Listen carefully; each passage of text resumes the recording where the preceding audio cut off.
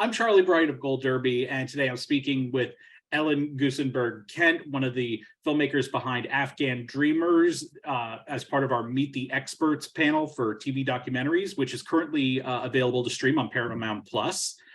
First question I wanted to ask you, Ellen, is how long did you spend filming the Afghan Girls robotics team? Okay, we started in 2019 and continued, I would say we were there for about 9 months. You were there, so you were actually, and you were there for 9 months, but but you had people there filming after you were after you had finished there, correct? Well, the person who did the filming is a wonderful producer named Beth Murphy. So she was there. And she was there for an extended period of time working on that and doing some research. And one of what I was trying to get towards is that at the end of the movie, you talk about how you were talking about your crew that were facing a lot of danger because, of course, a lot of them were filming during the withdrawal, the American withdrawal from there, and the subsequent Taliban takeover. What were some of the dangers that your crew faced in the midst of filming there? Well, you know, when we started filming, there was already violence happening in the country. I mean, you know, it is a violent place, and, you know, bombs were going off because, you know, the Taliban was, you know, sort of poised to take over. If you recall, this was a time when Trump had announced that we were going to withdraw and he was going to negotiate with the Taliban rather than with the Afghan government. So there was a lot of turmoil and a lot of violence there. And, you know, it is, when we decided to do the film, one of the things that we agreed was that if anyone on the team, and the team was all Afghan, you know, including a fixer, a translator, a driver, if anyone thought that there was any danger to the girls at any time, we were going to stop filming, right? And even filming these girls put them in danger in some way because it called even more attention to them. And so, you know, it was a scary proposition, and our fixer was taken into custody and questioned about what he was doing during the filming. And so that was a hair-raising moment where, you know, we just didn't know. We were gone before the Taliban took over and the government fell. So you know, none of our team was there, but the footage that you saw, some of it was, I shouldn't say none of our team was there. One person was there who is now safely in this country, and I won't name him, but he had the cell phone footage that you see at the end and some of the other footage. So he was there. In fact, he was helping to evacuate some of the families of the girls. When I say Afghan Dreamers, that's the name of the Afghan all-girls robotics team. So, how did you first how did you first learn about this very impressive group of young women and what they were doing out in Afghanistan in their travels? So, this was a memorable thing because in 2017 they were seeking a visa to come to this country to compete in the first robotics competition, and they were denied that visa. This was during a Muslim ban. And even though Afghanistan wasn't among the Muslim countries named, these girls were refused entry. And had it not been for the intervention of some 24 lawmakers who said they're not terrorists, this is exactly the kind of you know, thing that we should be promoting. Like, these young women are the future of the country. Give them a visa. And eventually they did get a visa. That story sort of stuck with me. And then just coincidentally, a couple of years later, I guess they had thought about making a documentary. They reached out to a couple of people who sheltered them in this country when they were here, gave them places to stay. And they wanted to make a documentary, and they wanted to interview filmmakers. And I got the phone call. And of course, I thought it was a great idea.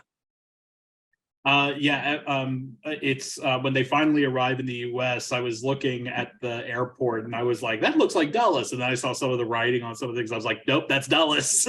Yes. Yes, their first competition was in DC. Yep, at DAR, Yep.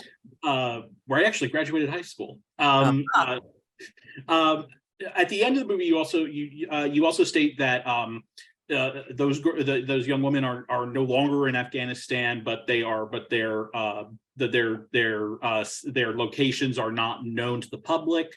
I'm curious though, have you managed to somehow stay in touch with them, or have heard from them since this film was completed? And do you know of any of their current situations are right now, without obviously revealing any information that might be hurtful to them? Well, we didn't want to reveal any information, but they did. So they've announced where they are. And so it isn't a secret anymore. So of there are 3 women that we feature extensively, but there were other members of the team. And they are all over the place. 3 of them are in, of all places, Ireland, because this was, there was housing available for them. There was a school willing to take them, etc. One is here and going to school here in this country. And some of the other women are elsewhere. We stay in touch with them all the time. In fact, they sent us a tape, with a message that they wanted to share, speaking in beautiful English, which they were, their English was not great. They certainly were not fluent in English when we were filming them. The film is in Dari, translated. But they are, they have come, really a long way in that regard, and they are safe, but they are not reunited with their families. And that is heartbreaking. They sent us a tape, which we played at a screening, and it was just really great to see them. And they're all continuing their education in their respective locations?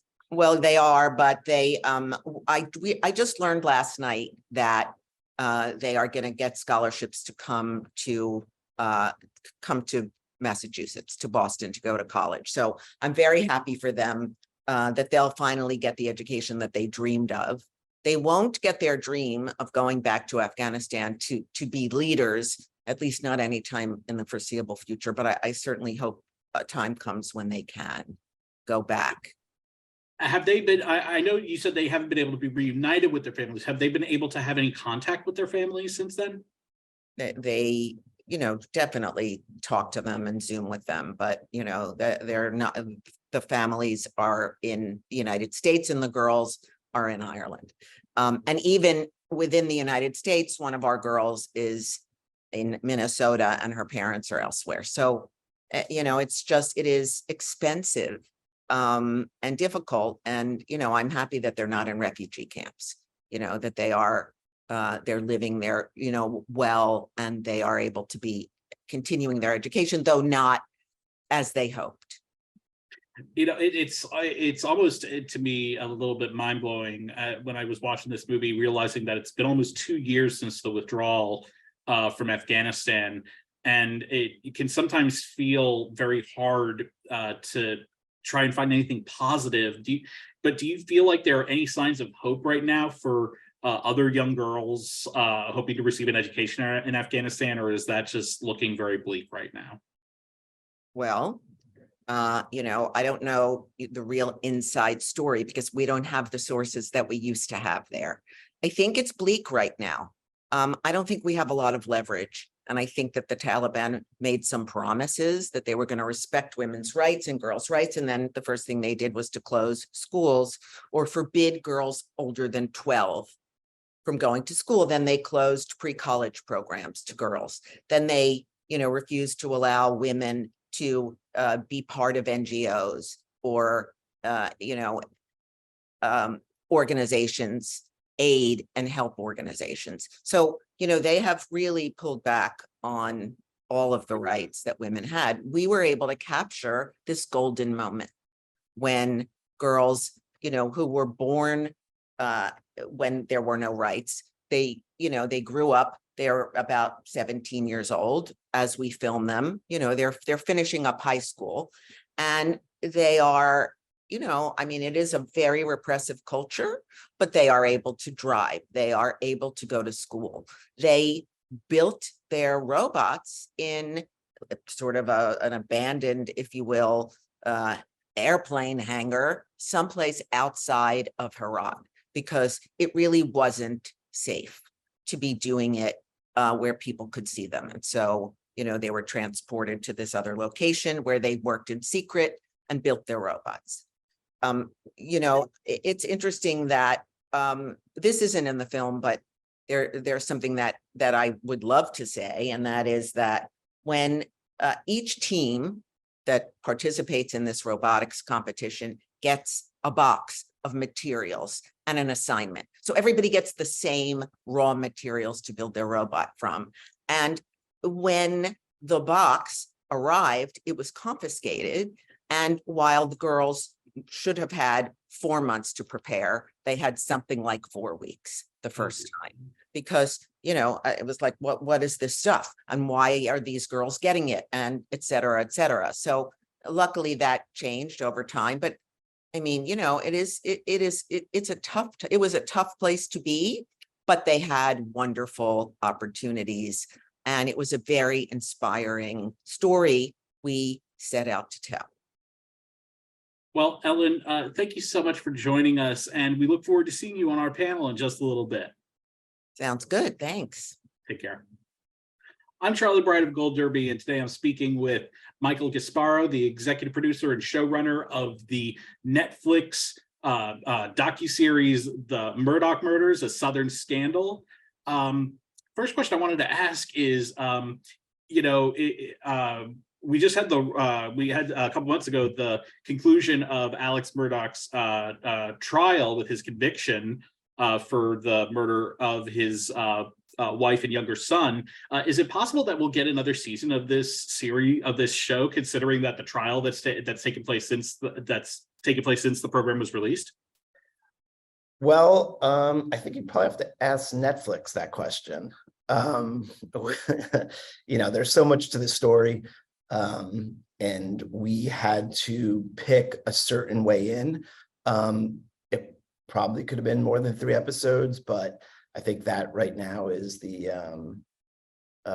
sweet spot for getting projects out and making them digestible for a wide audience. So, we shall see. It's the way that you see people talking about the Murdaugh family in this documentary. It feels like, the way that people might talk about the mob or something like that.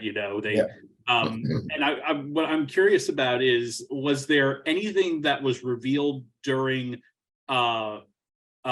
Murdaugh's trial, the one that just concluded, that surprised you about him or his family that you did not know about from the filming of this documentary? I don't know that the trial, I think we started this in 2021, this summer. We started following the story. That's when it was breaking real time.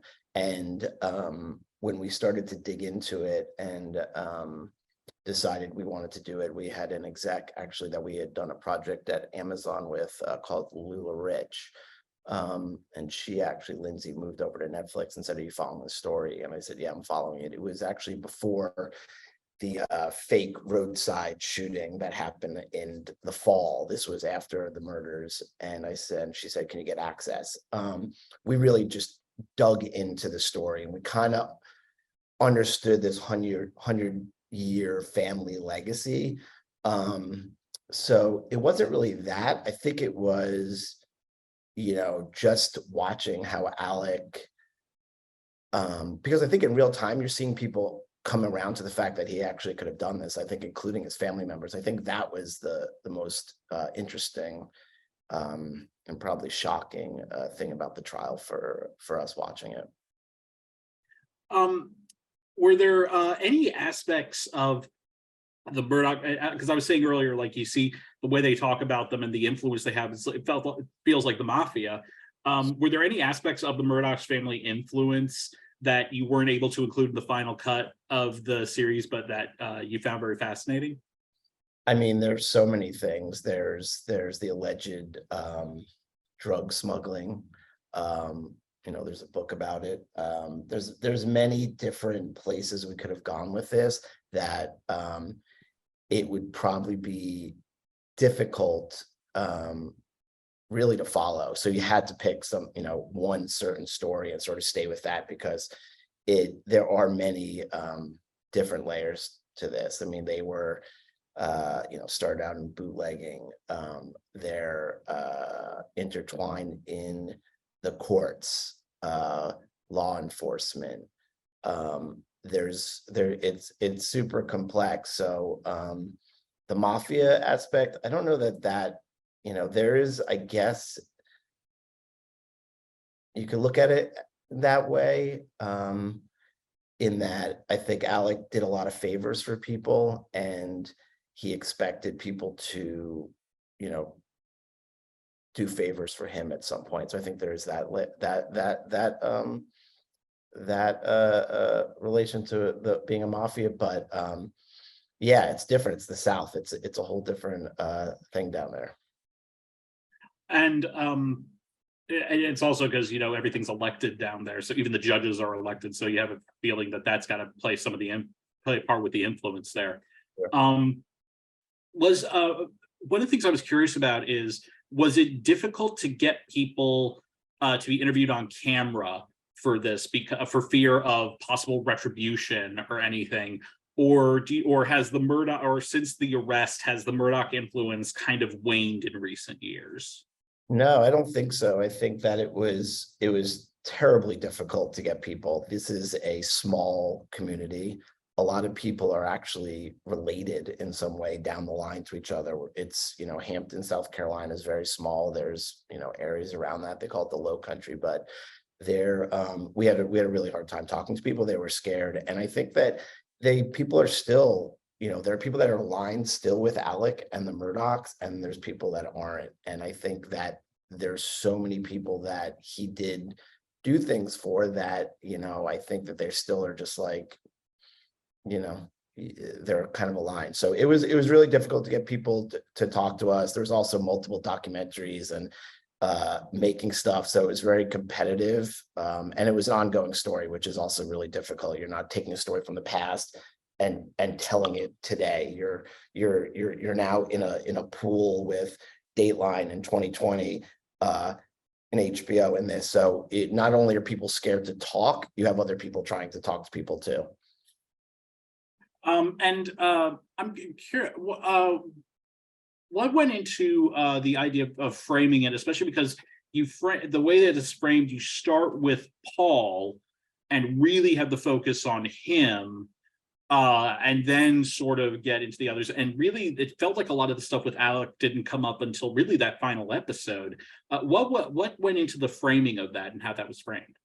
I think it was for us always because there are so many tentacles to this story. If you're following the story, you understand that there's just so many different things that's happening. We felt like the pool crash, the boat crash was the beginning of the end for Alec Murdaugh. And the boat crash is what opened up the story to all these different things. So you have the boat crash that now puts all this pressure on Alec, and you start to hear about all these other stories. You hear about Gloria Satterfield, who has a trip and fall and dies 6 years earlier. Stephen Smith, a young man, is killed on the side of the road. All these things start to happen, but without Mallory Beach and this boat crash, the light doesn't shine on this. So that's where we want to go. We want to go in through these kids and tell a story about something that's relatable to, I think, a lot of people is, kids make mistakes. And this was something that's relatable. I mean, people, I'm sure many people can relate to somebody dying in a drinking and driving thing or something in a boat. And we felt like this was really relatable, and we wanted to hear the story through the kids and then bring it, go wide with it and bring in Alec and the family and all those connections. What is do you know what Buster Murdaugh has been up to, or what has he followed in the family business, or has he just been kind of like staying in the shadows of everything. I think he's, I think it's a complex situation with Buster, and I think that he is, I think he wanted to be like his father and be a lawyer, and I don't think maybe he can still do that. I just think he's caught up in a pretty tricky situation here, and I'm sure he'll at some point, speak for himself potentially, but it's one of those things is that these kids were brought up in a family institution that was a powerful name, the Murdaugh family. So they kind of didn't have many choices or could really, they kind of had to fall in line. And just one other thing I'm curious about, have you ever come across any other highly influential family that has had this much chilling effects on people's lives as the Murdaughs did? Me personally, never, but I'm sure that there are powerful families in different towns across America and worldwide, but this was for a filmmaker and making something. Yeah, this was the first one, and it was, I think that's why it was so fascinating to so many people. It was just, even the trial itself was, was similar to the OJ trial where people were just tuning in. It's like those things don't happen often, but being the South, being that they were lawyers, it's a fascinating topic. But no, I think this was this family particularly. It's the first time I've come across anything like this. Well, Michael, thank you so much for joining us. We wish you all the best, and we look forward to seeing you on our roundtable in just a little bit. Great. Thank you for having me. I'm Charlie Bright of Gold Derby, and today I'm speaking with Zach Heinzerling, the director of the Hulu original documentary series Stolen Youth about the cult at Sarah Lawrence University. First question I wanted to ask you is, a lot of people, when they think of cults, they think of religious cults. We think of, the People's Temple, the Branch Davidians, Heaven's Gate, etc. But this was not a religious cult. And how dangerous do you think it is for people to think that cults only involve religion? Yeah, I think the word cult is fairly commonly misunderstood in our culture. I mean, a cult is essentially any power imbalance, manipulative relationship between more than one person. So you can have a cult of two. I think, in history, usually the examples we have of cults have been kind of seemingly esoteric groups of people that the average person can't really relate to. I think we think of extremists, Manson, drinking the Kool-Aid, Jonestown, those sorts of, cults. And I think part of this project was sort of, a deeper understanding and normalizing, that word cult. There was Daniel, one of the survivors of the cult, really sought to sort of show a cult that people could empathize with and people could understand and see themselves in. And I think in the instance of this, shedding light on that word and using it in a way where we're sort of educating the public on what that word really means, I think is part and parcel with the whole kind of ethos of the project. There's so many wild things that we see that Lawrence Ray did with in order to gain that gain that trust of the people and then maintain his control over them. Was there a specific thing that he did in his abuse that shocked you more than any of his other abusive behaviors? It's hard to answer that question. I mean, the cruelty is sort of unmatched in anything I've seen or read about in history. I think because it was so personal and insidious, and the sort of torture of the mind, I think, and sort of creating this prison, within your mind where, sure that the door is unlocked, but, because of the twists and turns and kind of pretzel, he's turned your psychology into, you're unable to really act. And I think he, more than anything, really had sort of a perversion of control and seeing individuals kind of writhing under his control. And I think that aspect was particularly disturbing. Just also how young these individuals were. Um, Frankly, there's a lot of things that happened, that we chose not to sort of show. A lot of evidence in the trial that was, made private. Just at how sort of obscene and gratuitous it kind of became at some point when that sort of um, sickness is allowed to metastasize in this kind of closed, echo chamber environment where no one is really challenging him. It grows to kind of these places that I think, we can't imagine. And I think that's partially what happened here. So I can't necessarily say, if one thing was worse than the other. I think him, making it both torturous in the immediate, but also the sort of damage that he did to these individual psyches, I think will stay with them for a long time. So that aspect is probably, harder. It's not like an injury or something that, it sort of heals easily. This is, going to take a long time to heal from. And also the toll on the families of these individuals who were sort of pitted against each other, and the trust and bond that sort of love that exists in a family was really challenged and manipulated in a way that was also, frankly disgusting. It's interesting you bring that up because I was just going to ask, about the Rosario family. It's one of the tougher things to watch, and that is the way that they came apart and the way that it had, even after some of them were out of Ray's manipulation, that it was still affecting their family as a unit. What was it like to film that type of thing, but also to finally see the Rosario family, come out of that thing and reunite after everything that they had went through?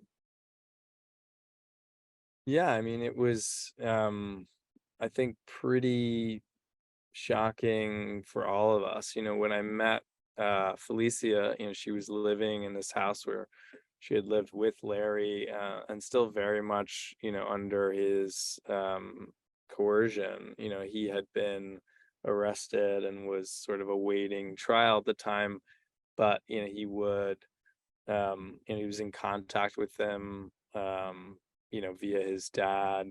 He would write like all these letters, and both her and Isabella were very much still tied to Larry. And I had no idea if, they would, essentially defend him like they had, for years. And in the New York Magazine article, they defended him. Maybe they would defend him at trial. And it was so clear, I think, to everybody, what was going on, except to them. And I think that's part of the thing that is hard, is you can't really just convince somebody, to get out of this situation. You can't just grab them and rescue them. This is something that, that the person with, of course, trained help, essentially has to kind of come to that conclusion on their own. And I had no idea how long that would take or what that process would look like, going into it. So and same for the family. We had met with cult specialists and interventionalists who are trained professionals who speak to families and sort of develop the right kind of language to speak to, someone who might be in a coercive control environment. It's very important to meet them where they are and to not show judgment and have this sort of unconditional love. And I think there are a lot of sort of watch outs of, things you should and shouldn't do in these scenarios. And the families, it was a period of education for them and understanding, how, do I, regain any sort of semblance of a relationship with someone that I, was spent every day with for, 18 years. So all of these were questions as far as, what ultimately happened.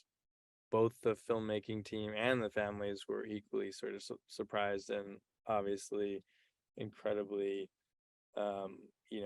grateful that, Felicia in this case was able to sort of extricate her from that mental prison and sort of regain that,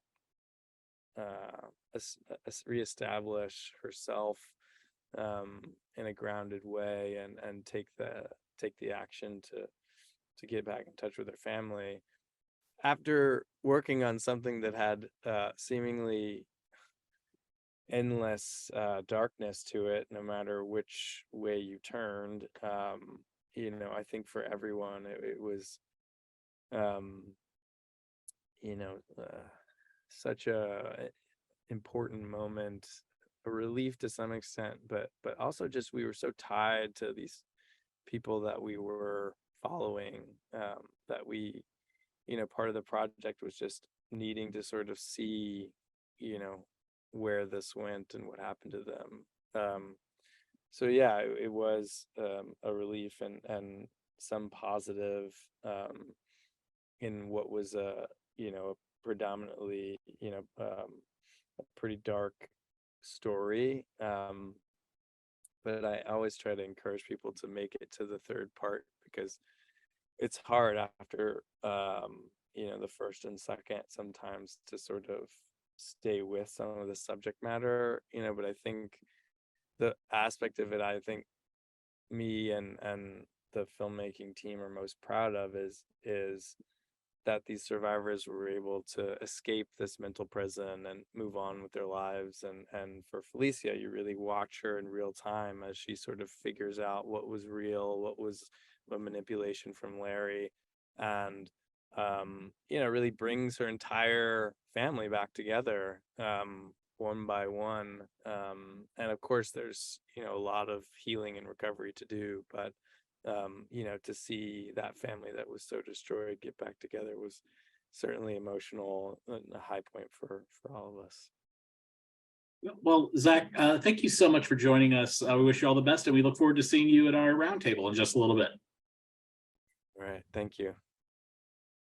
I'm Charlie Bryan of Gold Derby, and today I'm speaking with Jimmy Chin, the co-director of Wildlife, along with his co-director and wife, Elizabeth Chai Vesser. Vesser, I'm sorry, how do you say your Vassarelli? Thank you. I'm sorry about that. Vassarelli. It sounds like Italian, but it's actually Hungarian. Vassarelli, yes.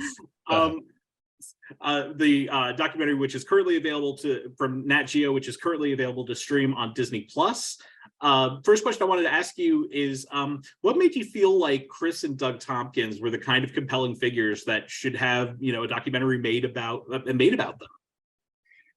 I think this story and their story has been a long time coming because it wasn't just Chris and Doug. It was that group of friends that included Rick Ridgway and Yvonne Chenard and many of that kind of community of people who I have known of and looked up to for a very long time, much before I met them. Rick and Yvonne and Doug, they were pioneers in the climbing and adventure world. And, they had done very significant climbs all around the planet. But then, of course, they became pioneers in business and as entrepreneurs. You know, Doug Tompkins started the North Face and Esprit, and Yvon Chouinard started Patagonia. And Chris Tompkins was the founding CEO of Patagonia. And then they became pioneers in the world of conservation. But I had met them early on in my career, and I had known of all of these wild adventures that they'd been on and all these other things that they had done. And it was later on, you know, after I met Chris and Doug and spent some time with them in Chile and saw what they were doing, that I thought, there's not just one incredible story, but there are, you know, it was an embarrassment of riches in terms of all the different stories that they had as a group of friends and just how much impact they had on the world. So Chris and Doug's story and what they did in Chile, I thought was one of the great stories of our time that was kind of untold. And through that story, I was able to kind of, with Chai, be able to tell the story of that whole kind of group of friends who really defined a lifestyle and an ethos of kind of the entire outdoor industry and adventure world, and now in conservation. So did it take any convincing in order to get Chris Tompkins to participate in the making of the film? Yes, it did, because, and I understand why. I mean, she is of the generation, and along with Doug and Yvon, you know, they're not looking to be famous. They're of the generation that was talk less, do more. They were always about getting the work done. And I don't think initially she felt like there was any need to publicize her life or what she had done. And as you can imagine, being a subject or a participant in a documentary is tough, you know, and we ask a lot of our participants because we commit everything to our films. Like when Chai and I choose to make a film, we commit years of our lives. And I'm sure many of the participants on this group, you know, all understand how much you bleed for these films. And so we expect 100% commitment as well, because we want to be able to tell a full and authentic story. And so I think Chris took some time to think about it. And then I think she understood that, you know, we had this platform and that this story was really one of the, you know, hopeful stories about the environment and about how to create change in this world in a meaningful way. And she signed on and she committed 100%. One of the wonderful things about this, about the crew that you brought onto this, was you had Gustavo Santaolalla, two-time Oscar winner for original score, composing the music for this film. What was it like to bring him on to compose the music for it? Well, he was certainly our first choice. You know, coming from South America, and also just the entire, I think his work most closely matched for us musically to kind of the experience of these landscapes. And it just felt like a natural connection. And of course, it was extraordinary to work with him. And we are very, very happy with the music that he and his team produced for this this film. I mean, very, very grateful. And that's the thing about these kind of films, right? It's, you bring together these incredibly talented people and see what happens. And it's only through that you're able to make these films. So you mentioned when I was bringing up your co-director and your wife, Elizabeth Chai Vassarelli, that what I'm curious is, were you both filmmakers individually before you met and got married, and how did you end up collaborating as filmmakers? Yeah, well, I was originally a professional climber and skier and photographer. I was shooting as a photographer for National Geographic, and I met Chai when I was making my first foray into a feature documentary, which was what ended up becoming Meru. And I had met Chai, and I knew that she had quite an incredible career as a filmmaker already. And I asked her to screen it and to give me feedback. And at the time, I believe she'd already made 4 or 5 feature documentaries. And I mean, she made her first film when she was 22, submitted it to Tribeca, and then got into Tribeca, and then won Best Documentary at Tribeca when she was like 22 or 23. So she had a really strong start and was working on quite a few films by the time I met her. So we kind of came together independently, as me more as like a beginning filmmaker, although I had done a lot of visual storytelling at that point. I'd already been shooting for National Geographic as a photographer for 15 years or something. So it's interesting that you two have been a pair and making films, and one of the films you made was Free Solo, which won the Oscar for Best Documentary, I guess it was about 4 years ago. What was that experience like of getting nominated and then winning an Academy Award for a film that you guys made? it was pretty wild. I mean, you go out to make these films, and you don't make them to win awards, right? You feel compelled to tell a story. You bleed for these films. I think we spent 4 years making Free Solo, and we had no idea, like most and all documentaries, you don't know what the outcome is when it's a kind of a verite documentary.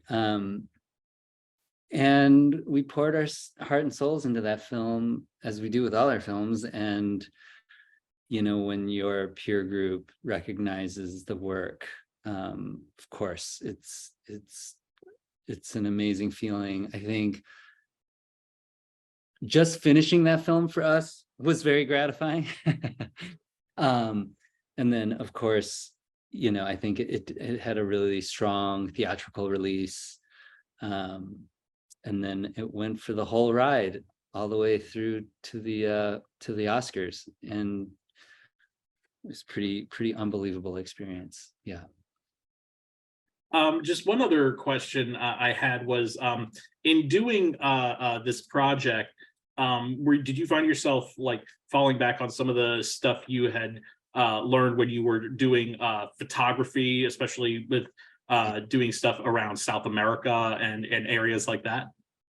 Yes, I mean, certainly photography and visual storytelling has informed a lot of the work, but it was also the work that I was shooting informed a lot of the stories that we tell, and in particular this story.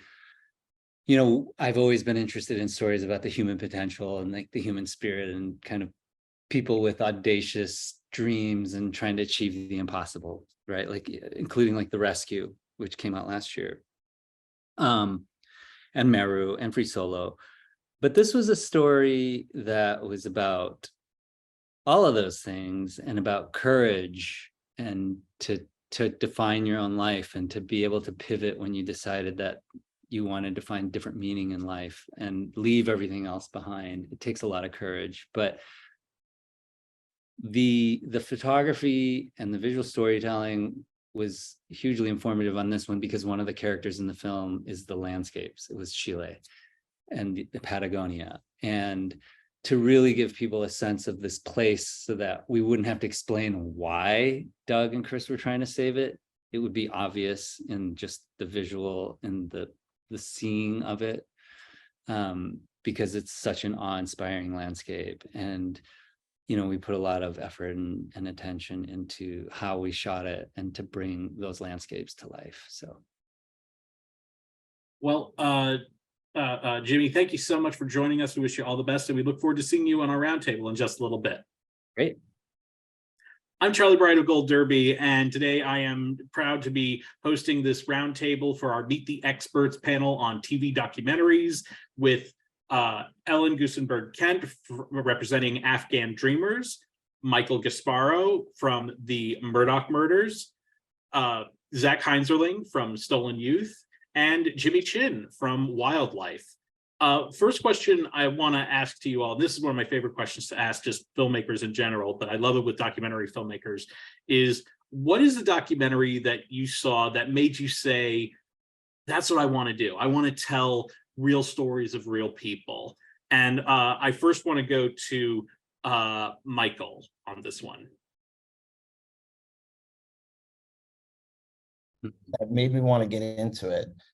I mean, I try to watch a lot of different documentaries. I think Thin Blue Line, I mean, gosh, The Staircase, these are just documentaries that the doc business has changed within the last like 10 years dramatically.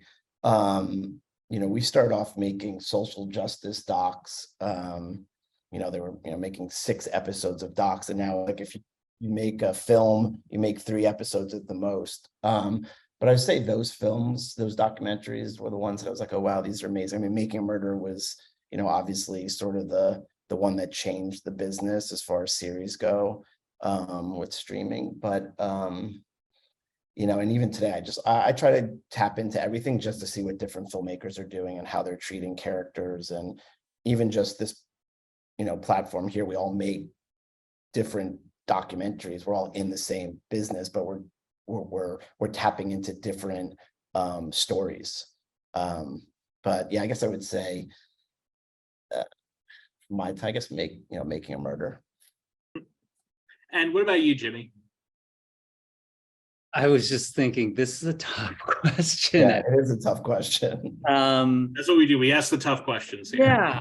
I mean, I think probably one of the the classic early verite films that I saw was Don't Look Back, about Bob Dylan by, you know, Pennebaker. But I would say, yeah, it's a pretty broad. What was I'm trying to think of the name. I'm never going to think of it. Not The Killing Fields. Anyways, I remember watching Senna. I think that was a big one for me because I was never interested in racing, and it brought me into this world in a way that really showed me a whole new world and made me, you know, empathize with a character that I would normally never think that I could relate to. I think that informed a lot of how I wanted to approach Meru, my first film, because I thought, okay, well, if they can do that to me with racing, I would love to do that to people and bring them into my world of high altitude alpinism, which is like a strange and random esoteric world. I remember searching for Sugar Man, the drop when you realize he's alive, like that moment where your jaw is on the ground. I was like, wow, like I would love to be able to, you know, bring that sort of experience to an audience. So yeah, I've had a lot of influences. I mean, those are some of the ones off the top of my head, I think, that have recently influenced me. And what about you, Ellen? Okay, I mean, all of the films that were mentioned have fascinated me to one degree or other. I think the first documentary that I sort of focused in on was Harlan County. It was Barbara Koppel's first film. It was my introduction to documentary making. And I thought, this is what I want to do. I mean, I started out as a journalist, but I realized that I wanted to collaborate. I wanted to have a team, and I wanted to tell stories and bring people into worlds that they wouldn't ordinarily know or see. And then I loved a film about Chet Baker, as strange as it was called Let's Get Lost. And it was made by a photographer. And then I saw Brother's Keeper, which was Joe Berlinger's, one of his first films. And, I'm sort of fascinated by, that zoom into those lives. And so, that's what I've pursued and loved doing for all these years. And, working with these girls and telling their story, which was really, really inspiring and then ultimately heartbreaking, was just fascinating because it was an opportunity to sort of hang out with real girls in, a country that has the worst literacy rate in the world, and the things that they dared to do, to build robots and to leave their country and, to appear on the world stage. Just incredible. And what about you, Zach? Yeah, those are all such great films. I think that the one I remember seeing in school, that maybe is most related, I feel like, to what I wanted to do as a filmmaker was probably Grey Gardens. All of the Maisel stuff, to me, it's like classic verite filmmaking, but you can feel their humanity and personality in all of their films so much, and especially Grey Gardens, because you see them sometimes and you hear their exchange. So it's like the idea of having this really fascinating subject matter that's quirky and interesting, maybe in a kind of idiosyncratic way, and then a filmmaker that you as an audience member sort of like and relate to, and that you're seeing a transparency in the dynamic between the subject and the filmmaking. There's something about that was very reassuring to me, and sort of more honest, in a way, in a field where honesty, I think, is very important, and truth, and when we think about documentaries, or at least how we're sort of educated in documentaries now, the rules have kind of all been thrown out in some ways. But I think of those Maisel's films as sort of iconic for me. And I also really I mean, in a similar way, Ross McElwee's movies. I never was a fan of necessarily the personal doc, but I feel like Sherman's March and even some of early Errol Morris movies, where you're just finding things that that you could never write. And then I think more recently, probably The Act of Killing was one that was massively inspiring. When I was growing up as a filmmaker and I saw that film, I was like, whoa, I didn't know that was possible, or that anybody could do that. And the lengths that the filmmaker went to creating something with this sort of both, his historical, wealth of knowledge and research, but also with a really interesting premise that sort of pushes the audience to really think about themselves, was awesome. So, yeah. Was that the one you were searching for, Jimmy? Yes, it was The Act of Killing. That one blew my mind. So one of my other favorite things about documentaries is sometimes when you see a documentary about a subject that you never thought there could be a documentary about it, about something like that. I always think of there was a documentary about the font Helvetica. There was a documentary about a single joke, the Aristocrats joke. You never think that these things could be made about this. And I'm curious for you guys, is there a documentary that you've ever seen where you saw it and you just couldn't believe that it was a subject that they could make a documentary about? And I want to start with you, Jimmy. Oh, geez. I'm trying to I feel think. like we're going to insult somebody by saying something here No, about an octopus. What's a good one? I mean, the act of killing, I guess, just to go back to it. I mean, there's others, but the subject matter was so, the layers of that film really kind of blew my mind. In which, please remind me who it was. Jason. Josh. Yeah. Joshua. Josh Oppenheimer. Yeah. the way he had approached it and how he turned the whole thing on its head for me, the audience, that was pretty a mind-blowing film for me. But I'm trying to think of something specific. I mean, there's endless ones, I guess. If you look out the window, you get online and you look at what's just on the streamers. I mean, every day you're like, wow, they made a documentary about that or this.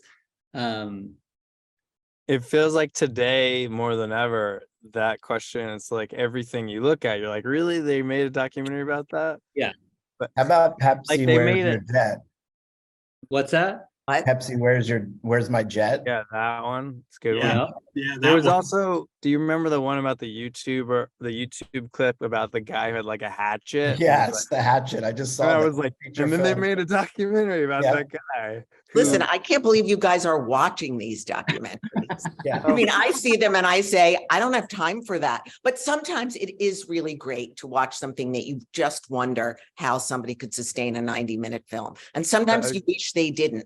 You wish that they ended it at 75 or 60 Or 5. or 5. There was a documentary on tickling, remember? Oh, yes. Oh yeah. Yeah, there's one you're like, really? Someone made a 90-minute documentary about tickling.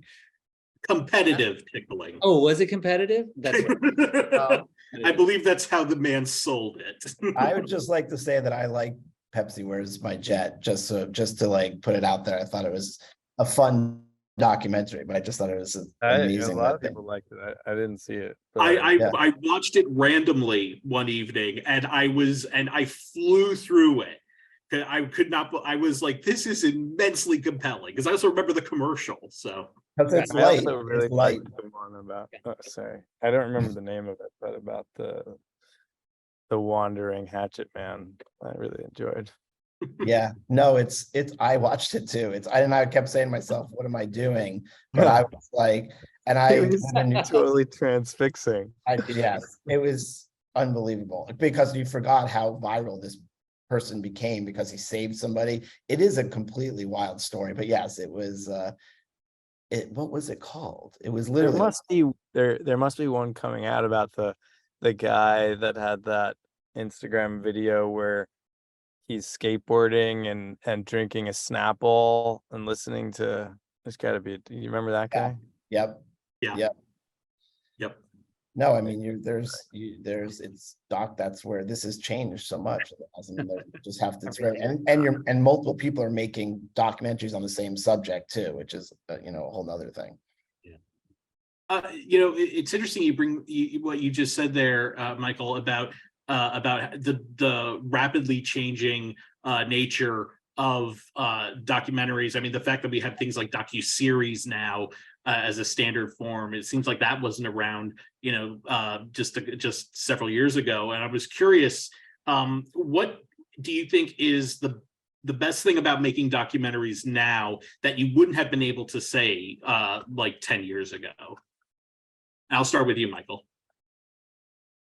I don't know if it's actually gotten trickier, I think, just in the space that we're in which it's like it's turning these docs around in like a year, it's a different, and I don't know if Zach, or the rest of the team, I know that it's, when you're making films and you're following people in the Afghan Dreamers, I don't know like how many years go into that. Like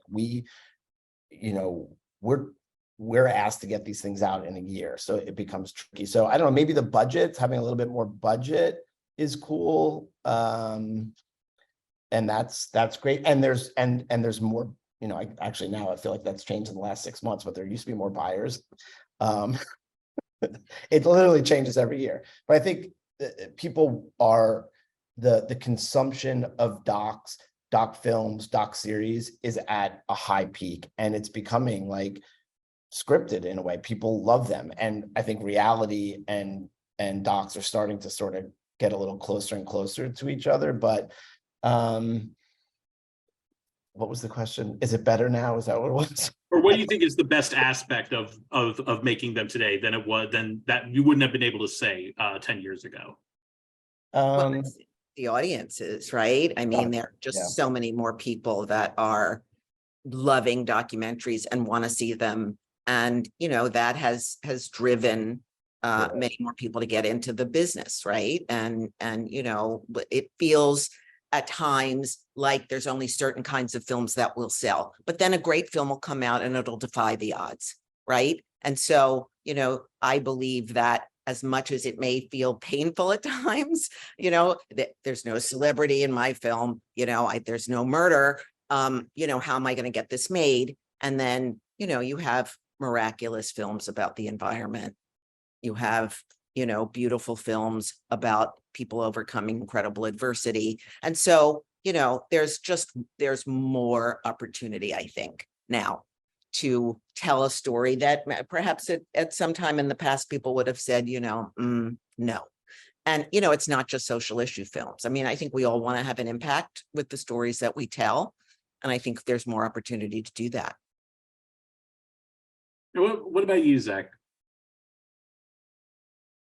Yeah, I agree. I agree with all that. I think that there's a real sort of I mean, I got into documentary because it was easy to, I mean, it was comparatively much easier than making fiction films. Like, I didn't go to film school, but I knew that if I just had a camera and, some sound equipment, I could make a film. And I think that that aspect of the sort of do it yourself, a slightly more democratic form of entry into an art form has really allowed for such a diverse I mean, the reason that we're talking about how all of these documentaries are being made about these esoteric subjects is because lots of people are making documentaries and lots of people are watching documentaries, and that's great. I mean, I think I could think of if you're getting to talk about these really niche subject matters, that means that the field that we're in and that we're working in is thriving. And the audience, I mean, that's that they said it, it's because the audience are viewing these films as importantly as where 10 years ago would have been whatever the fiction tentpoles were. At all these streamers were treated in the same conversations, were so I think it's really I think it's really a great time for documentary filmmakers who have always had a really diverse set of opinions and kind of artistic angles, and the format is ever evolving and ever changing. So I think it's an exciting time to be making documentaries for sure. And what about you, Jimmy? Yeah, I certainly agree with everything that everybody said, and certainly the audience has changed, and there's a lot more access, obviously, on the streamers. But I also think part of what happened for me was the technology changed, and I was able to shoot and film with a new digital DSLR, with the same camera that I was taking photos with, which for me, like carrying weight in the mountains or in a lot of the places I go was a huge limiting factor. But having access to all of this new technology and being able to film, it has opened up the doors, I think, and democratized the whole situation so that people can tell these stories that we would never think that they'd be able to tell. But that was a part of what happened for me, was the technology. But I mean, I think at the end of the day, it's still about great stories. And in some ways that part hasn't changed. The great stories and the people who are able to tell those stories in a meaningful way that connects with people, those films still kind of rise to the top and get seen. Well, Ellen, Michael, Zach, and Jimmy, thank you so much for joining us. Wish you all the best. And make sure, and everyone make sure to keep going to Gold Derby to make your predictions for this year's Emmys. Thanks so much. Nice to you. see you all. Guys. Yeah. Bye. I